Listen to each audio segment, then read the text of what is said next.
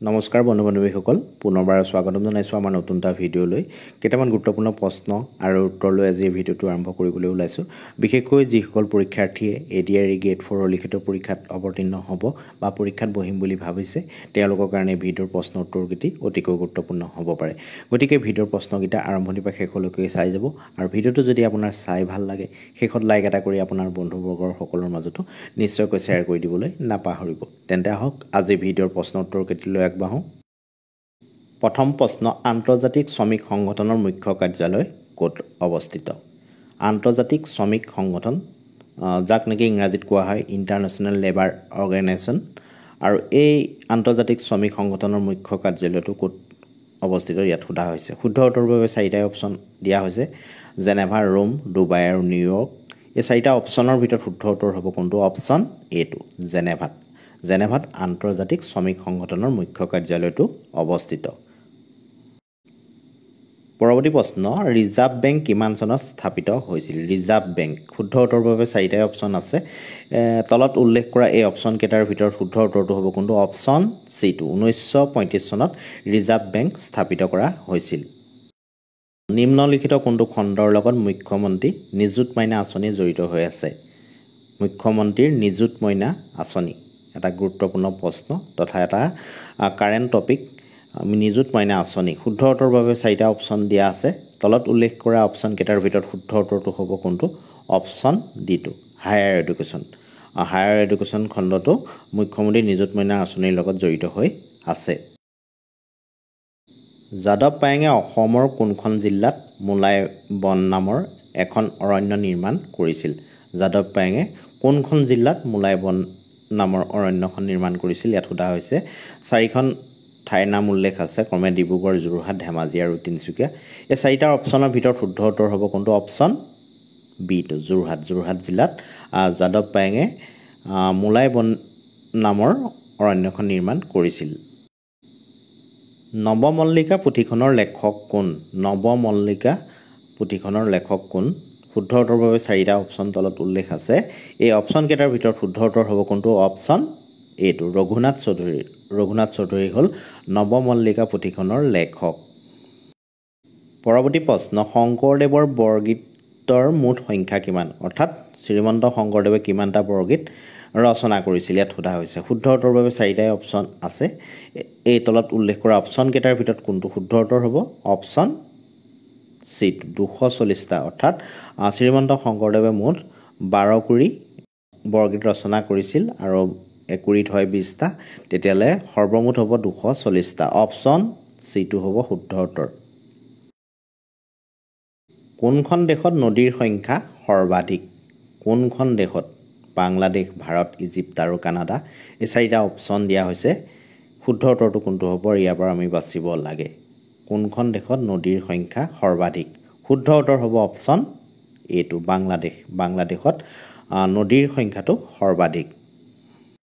বন্ধু বান্ধৱীসকল আমি ADRE grade 4 ৰ বাবে ধাৰাবাহিকভাৱে আমাৰ চেনেলত ভিডিঅ' দি আহিছোঁ এটো আমাৰ 8 নম্বৰটো সিৰিজ পূৰ্বৰ সিৰিজৰ প্ৰশ্ন উত্তৰসমূহ আপোনালোকে যদি এতিয়াও চোৱা নাই ইয়াৰ লিংক এটা মই ডেসক্ৰিপচনত দি দিম ইচ্ছা কৰিলে আপোনালোকে সেই ভিডিঅ'ৰ প্ৰশ্ন উত্তৰসমূহ চাই ল'ব ঠিক আছে আহক আমি পাছৰটো প্ৰশ্নলৈ আগবাঢ়িছোঁ তলত উল্লেখিত কোনটো পৰিঘটনাৰ ফলত ৰাষ্ট্ৰীয় মহাকাশ দিৱস ঘোষণা কৰা হয় বা হৈছিল শুদ্ধ উত্তৰৰ বাবে চাৰিটা অপচন আছে তলত উল্লেখ কৰা এই অপচন কেইটাৰ ভিতৰত শুদ্ধ উত্তৰটো কোনটো হ'ব option B2 successful landing of Chandrayaan 3 পৰৱৰ্তী প্ৰশ্ন ভাৰতৰ সৈতে কিমানখন দেশে সীমান্ত ভাগ কৰিছে এটা ইম্পৰ্টেন্ট কোৱেশ্চন প্ৰায় আহি আছে এই প্ৰশ্নৰ পূৰ্বৰ প্ৰশ্ন কাকতবিলাক চালে দেখা যায় ভাৰতৰ সৈতে কিমানখন দেশে সীমান্ত ভাগ কৰিছে শুদ্ধ উত্তৰৰ বাবে চাৰিটাই অপচন আছে ক্ৰমে 6খন 7খন 8খন আৰু অপচন ডি দিয়া আছে 9খন এই অপচন কেইটাৰ ভিতৰত শুদ্ধ উত্তৰটো হ'ব কোনটো অপচন B2 7খন দেশে ভাৰতৰ সৈতে সীমান্তত ভাগ কৰিছে অৰ্থাৎ ভাৰতৰ সীমান্তত 7খন দেশ আছে ভাৰতত মুঠ কিমানটা কেন্দ্ৰীয় শাসিত অঞ্চল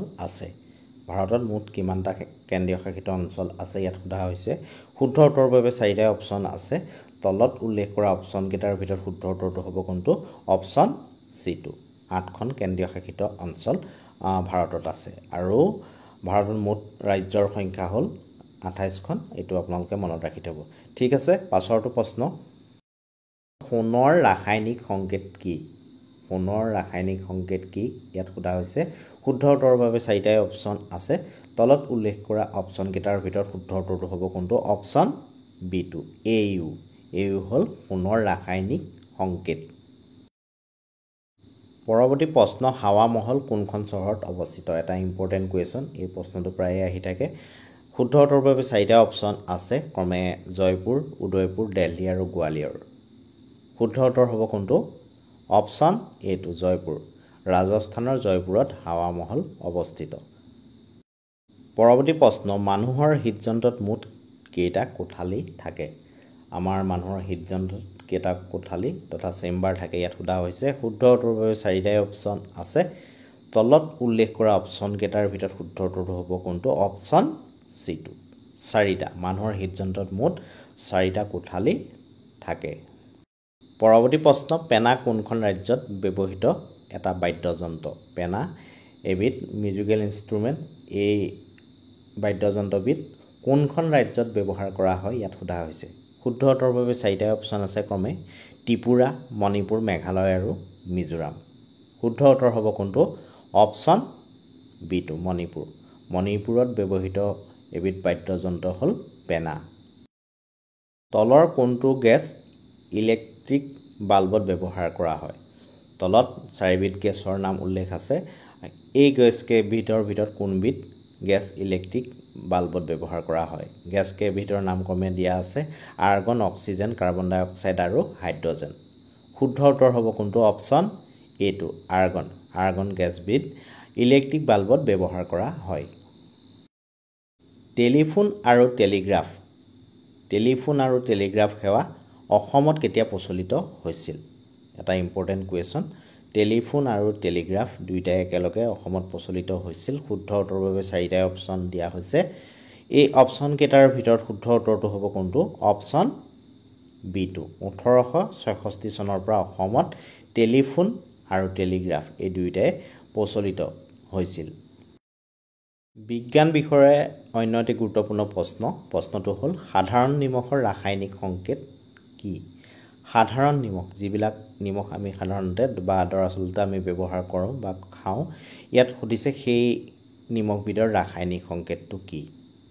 শুদ্ধ উত্তৰৰ বাবে চাৰিটাই অপচন দিয়া হৈছে তলত উল্লেখ কৰা অপচন কেইটাৰ ভিতৰত শুদ্ধ উত্তৰটো হ'ব কোনটো অপচন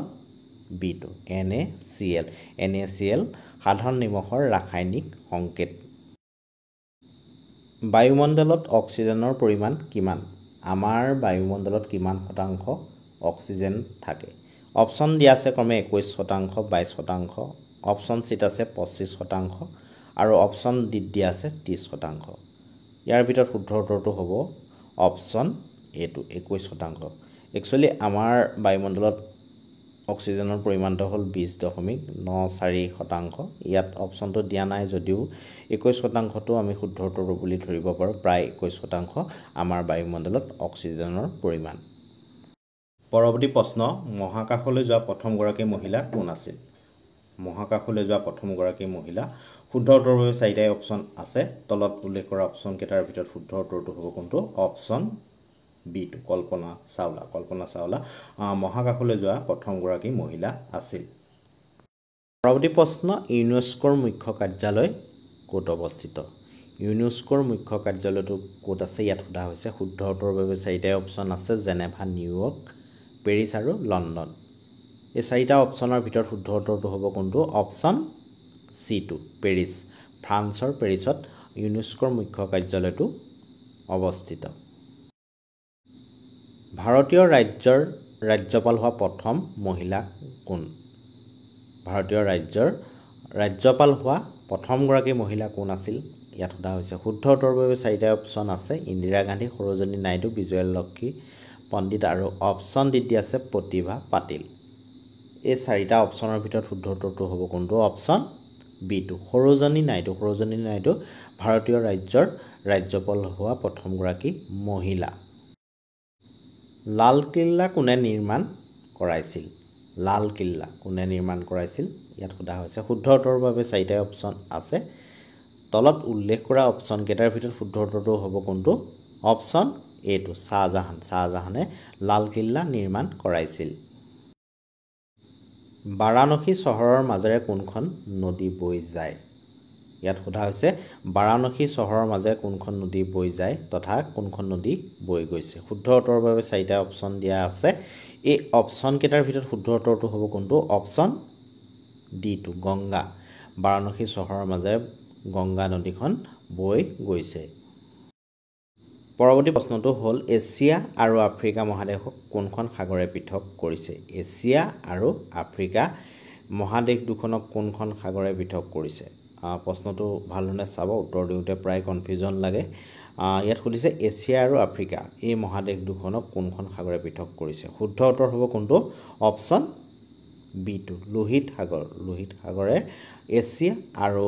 আফ্ৰিকা মহাদেশ দুখনক পৃথক কৰিছে পৰৱৰ্তী প্ৰশ্ন ভাৰতৰ কোনখন ৰাজ্যত সৰ্বাধিক পৰিমাণে ৰেচম উৎপন্ন হয় ভাৰতৰ কোনখন ৰাজ্যত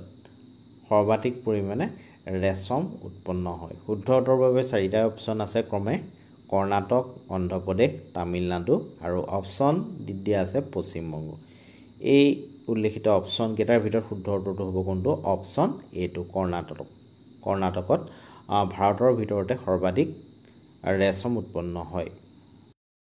পৃথিৱীৰ দ্বিতীয় বৃহত্তম দেশ ইয়াত পৃথিৱীৰ দ্বিতীয় বৃহত্তম দেশ কোনখন সোধা হৈছে শুদ্ধ উত্তৰৰ বাবে চাৰিটা অপশ্যন আছে ক্ৰমে ৰাছিয়া এছিয়া কানাডা আৰু ব্ৰাজিল উল্লেখিত এই অপশ্যন কেইটাৰ ভিতৰত কোনটো হ'ব শুদ্ধ উত্তৰ অপশ্যন চি টু কানাডা হ'ল পৃথিৱীৰ দ্বিতীয় বৃহত্তম দেশ তেনেধৰণৰ অন্য এটি গুৰুত্বপূৰ্ণ প্ৰশ্ন পৃথিৱীৰ ক্ষুদ্ৰতম মহাদেশ কোনখন পৃথিৱীৰ ক্ষুদ্ৰতম আটাইতকৈ সৰু